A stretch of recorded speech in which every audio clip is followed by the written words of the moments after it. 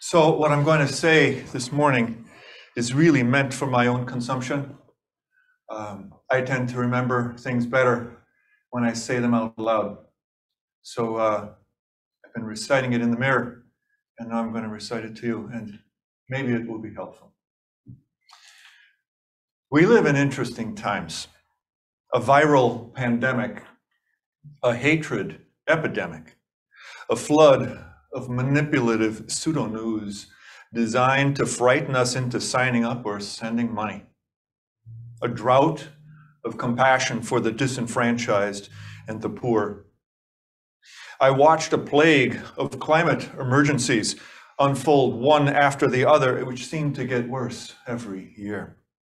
I watched as a political earthquake ripped this country apart and brought us to our knees. About the only thing that's still missing is plagues of locusts. We truly live in interesting times. And just when I needed it the most, my chance to be with people of like mind and like heart was taken away.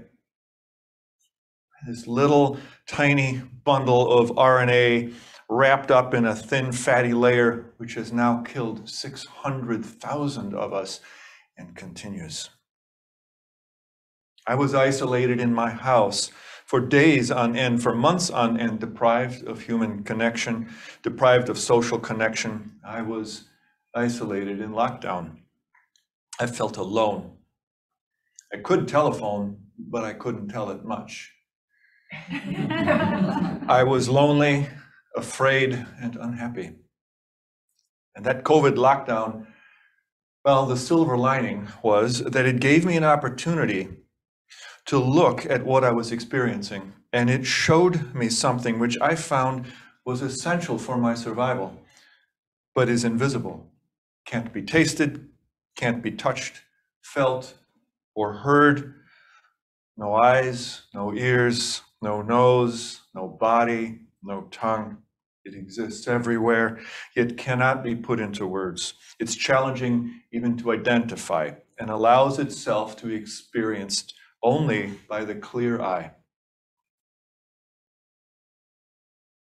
5 points to anyone would have said that's the Dharma. 10 points to anyone who noticed it could also be the transcendent wisdom of meditative awareness. 20 points to anyone who would have also noticed that this is the marvelous revelation of the interplay of this glorious light. And while all that might be true, I'm going to give 30 points to the moon. The moon, which I want to point at today. 30 points for community, for Sangha. Sangha, you know, it's that place where someone sets out cushions and someone else rings bells, bangs on a gong, and incense gets lit, and I go there to pretend to be Buddha without showing anyone that I'm actually not quite yet there, hoping that you don't notice how much I'm trying to convince you that I'm not actually trying, that it just comes naturally, that I'm not faking, that this is actually the way I truly am all the time. So just between you and me, because nobody else is listening, I have to let you know I'm working pretty hard on faking being authentic, because I figured once I've got that lick, the rest is a cakewalk. Sangha is one of the 3 jewels of Buddhism.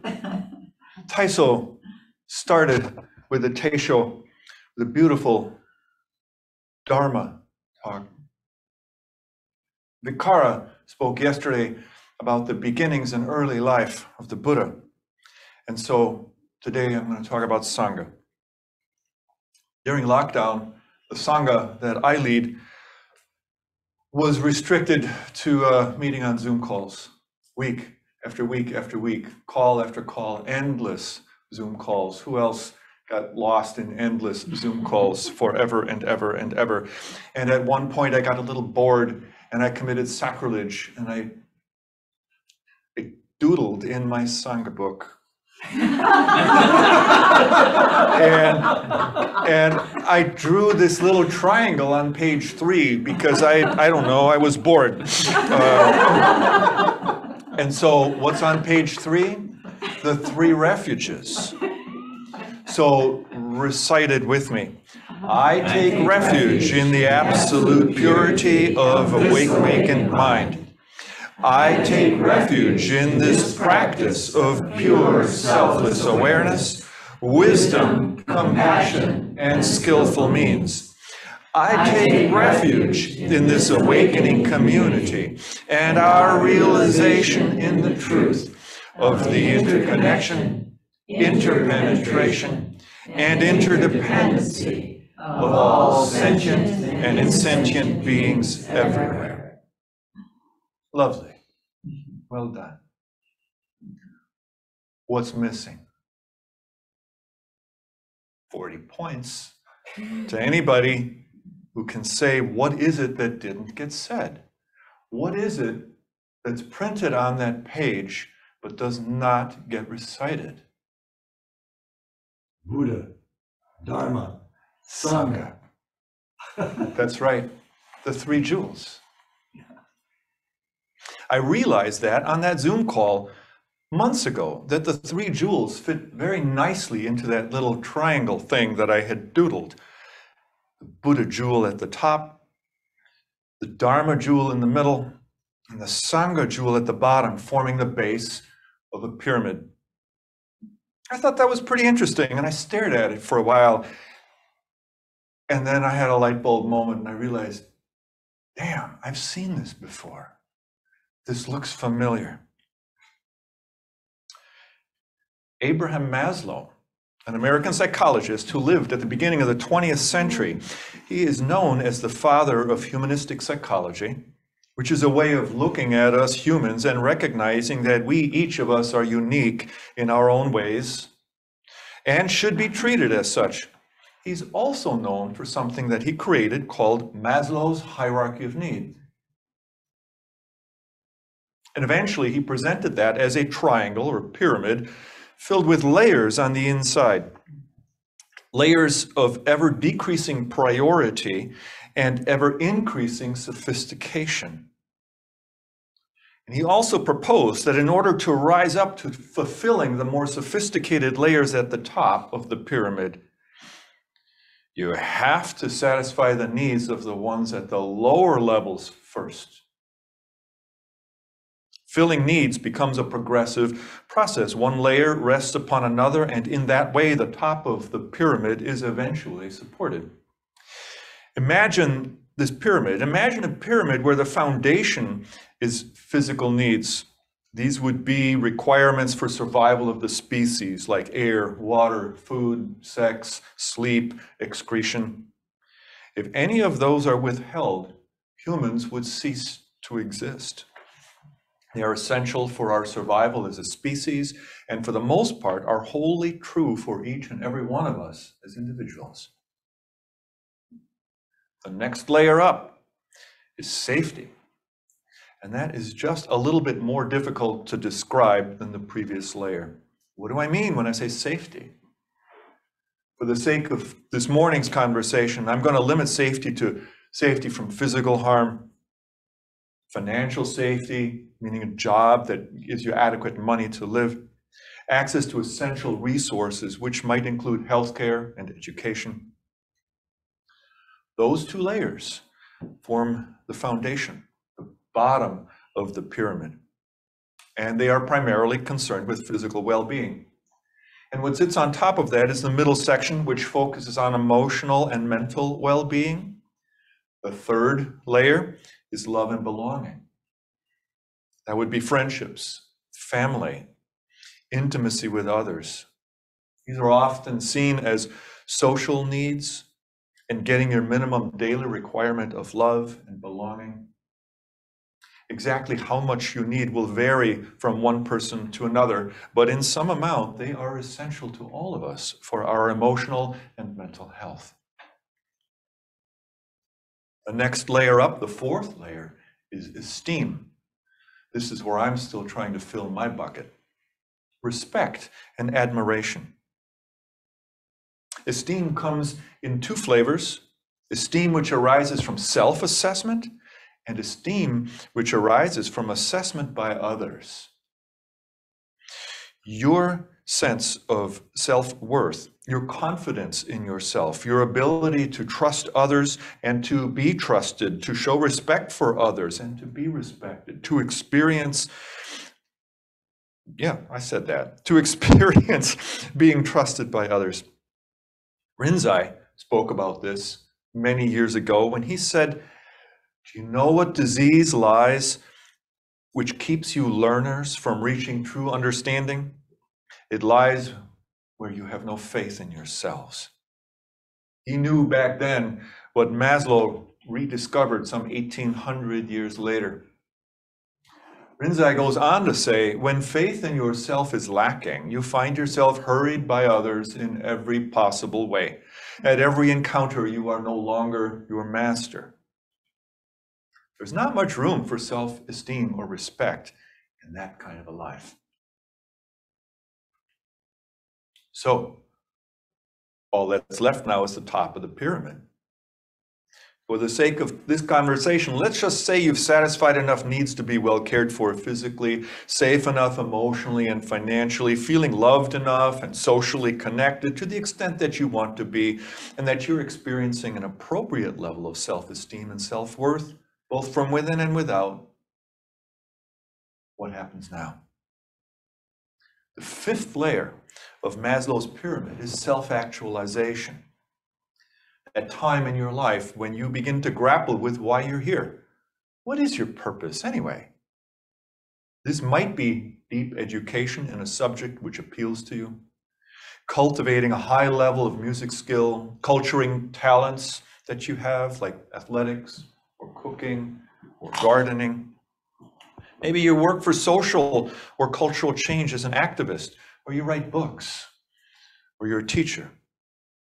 For many of us, this awareness of our deeper reason for being, our mission in life, reveals itself over time. I can say this gradual unfolding is true for me, because when I was young, I knew I was going to be a firefighter like my Uncle Kenny. And then I wanted to be an airline pilot like my neighbor Ronnie.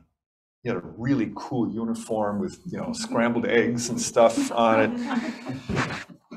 And then I wanted to be an astronaut like John Glenn, and then I wanted to be an electrical engineer like Nikola Tesla, and so on and so on and so on. But, never once did I ever say, when I grow up, I'm going to be a balding Zen Roshi with a bent nose, crooked teeth, and a patchy educational history who pays his cell phone bill by fixing broken glassware in his garage.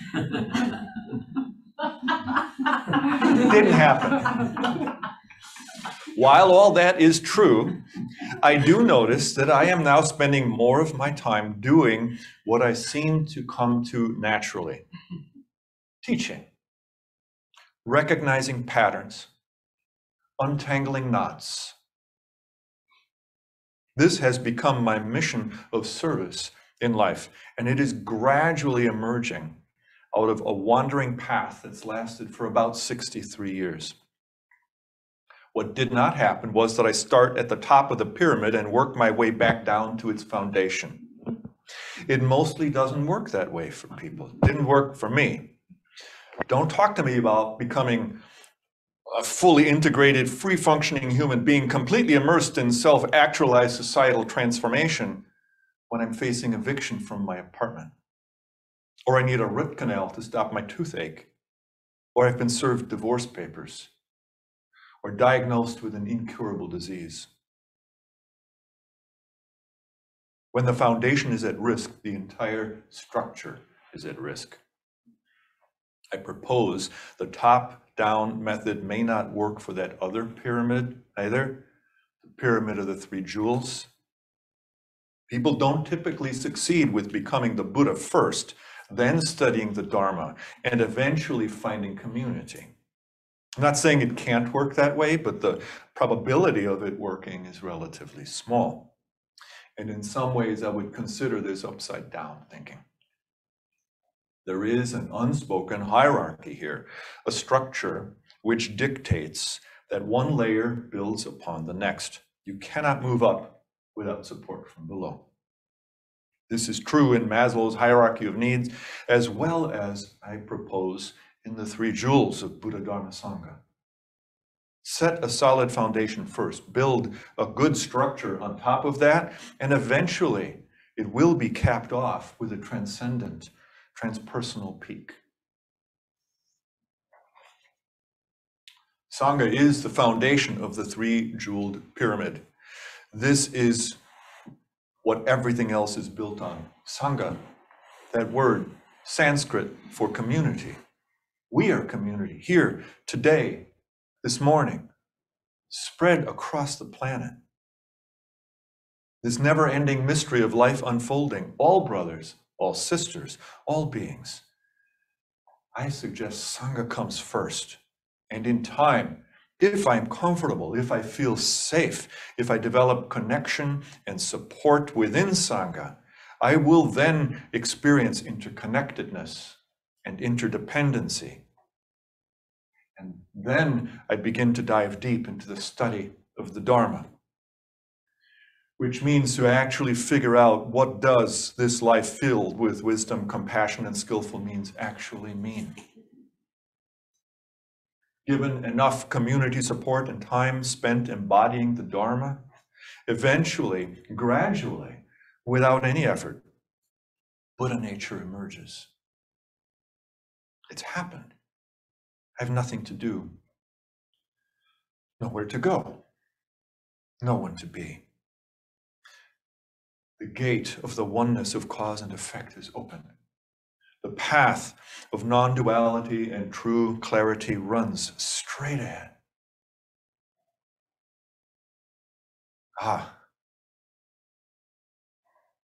Where does this path lead? Where indeed? As someone who has cultivated community in the form of a Sangha, I've noticed that a mistake that's often made by beginners is to aim straight for the top of the pyramid, aiming to be enlightened and become Buddha, well, at least within this week, or certainly by the end of next. Usually what happens is what I described myself as doing at the beginning of this talk. Work very hard to convince you that I'm authentic in this way, but the reality is that I am not yet. That is a dry practice. This is Zen disease. This is delusion. This can lead to ego gratification, spiritual materialism, and bypass, and in time will bring out all sorts of other interesting ego dysfunctions and manifest in all sorts of inappropriate ways. All that's required of me and of you, all that's necessary at any time for anyone is to simply admit to what's true. It's really that simple. All that appears is the never-ending, never-failing manifestation of the mysterious unfolding of truth. Finish it with me. In any event, in any moment, and in any place, none can be other than the marvelous revelation of the interplay of this glorious light.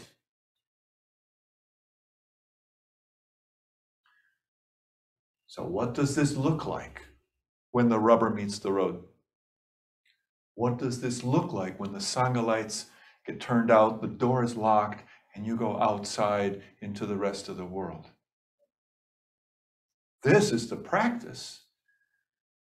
That's where it gets played out.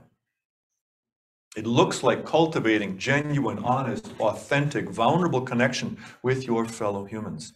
It looks like sharing and caring and being willing to be honest and being willing to be real. That's what it looks like. How does it sound? It doesn't interest me what you do for a living. I want to know what you ache for and if you dare to dream of meeting your heart's longing. It doesn't interest me how old you are. I want to know if you'll risk looking like a fool for love, for your dream, for the adventure of being alive.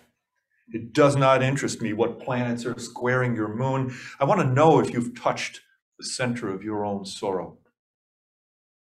If you've been opened by life's betrayals, or have become shriveled and closed from fear of further pain. I want to know if you can sit with pain, mine and yours, without moving to hide it, or fade it, or fix it. I want to know if you can be with joy, mine or yours. If you can dance with wildness and let the ecstasy fill your tips of your fingers and your toes. I want to know if you can disappoint another person to be true to yourself. Can you bear the accusation of betrayal without betraying your own soul? Can you be trustworthy? I want to know if you can see beauty even when it's not pretty. And if you can source your own life from that presence. I want to know if you can live with failure, yours or mine, and still stand at the edge of the lake and shout at that sliver of the moon, yes! I want to know if you can get up after a night of grief and despair, weary and bruised to the bone, and do what needs to be done to feed the children. I want to know if you will stand in the center of the fire with me and not shrink back. I want to know what sustains you from the inside when all else falls away. And if you can be alone with yourself. And if you truly like the company you keep in the empty moments.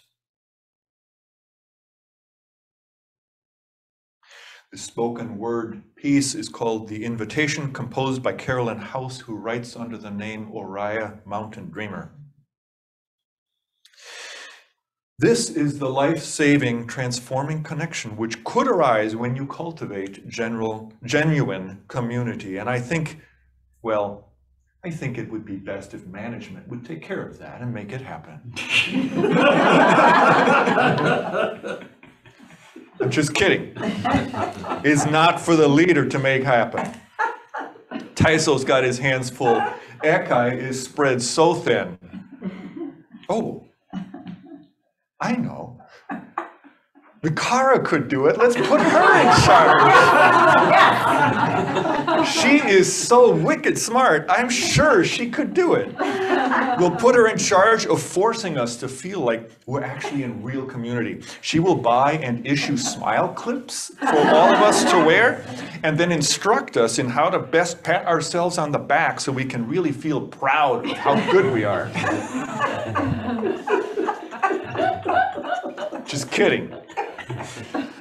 The honest truth is that Vikara can't make it happen either, and apologies, my friend, for throwing you under the bus here. Be clear, what I'm really saying is this is on you, and you, and you. This is on all of us, because if we don't do it, who will? If we don't, who will? COVID has robbed us of so many ways of being in community. It has also made our times together that much sweeter. I'm here to tell you that the world is on fire, and we are running out of time. Let me respectfully remind you, life and death are of supreme importance. Time passes by swiftly and opportunity is lost. Each of us should strive to awaken. Awaken, take heed, do not squander your life.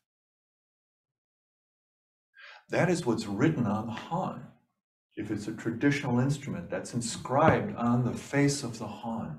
If you want to call it that, those are the lyrics for the Han song. The elders Orabi in the Hopi nation have said something similar. You must tell the people that this is the 11th hour. You must tell the people that this is now the hour. And what are you doing? What are your relationships? Are you in right relations? Where is your water? Know your garden. It's time to speak your truth. Create your community. Be good to each other. And do not look outside yourself for the leader. this could be a good time. There is a river flowing now very fast. It is great and swift, and there are those who will be afraid. They will try to hold on to the shore, and they'll feel as though they're being torn apart. And they will suffer. And see who is in that river with you and celebrate. The time of the lone wolf is over. Gather yourselves together. All that we do now must be done in a sacred manner and in celebration. Many years ago, I had a dream in which I came to myself in my own dream and looked myself in the face and said, "Get up, we need you." That was it. That was the whole dream. Not quite 5 seconds long. No clouds parting, no beams of light, no angels singing, no explanations, no reasons, no excuses. Get up, we need you. And I resisted for the longest time. I put great effort into understanding it from the neck up. What did I mean by get up? Was I really myself in my dream, or was I acting as something else? What would Freud say? What would Jung think? And who is we? So eventually I stopped overthinking and I moved into understanding. And I got the message. Get up. We need you. So in closing, I want to tell you, community, loving, supportive, connected, independent community is ours for the asking and is ours for the making. Let universal wisdom, compassion, and awakening become complete. We are the ones we've been waiting for. Get up. We need you. We need the neurodiverse, not just the neurotypicals. We need the other abled, not just the typically abled. We need all the genders, not just the two. It would be good to add some fruits, nuts, and flakes to the cookies, not just cream cheese. Done. And if we do this, then all of our combined actions will create a world of love and caring, defended and ordered. May we awaken and recognize this mind throughout the whole universe, so that we and all beings together may experience community in awakened mind wisdom. So be it.